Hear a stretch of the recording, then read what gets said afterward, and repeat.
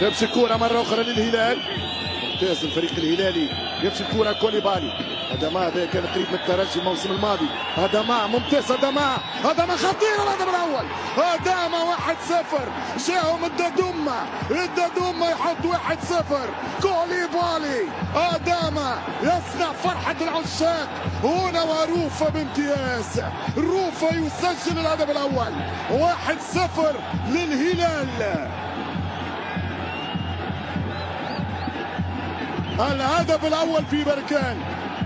كنت نحكي على إمكانيات الهلال، كنت نحكي على ثقة السودانيين في الهلال، وكنت ما زلت نحكي لكم على قيمة هدما كوليبالي.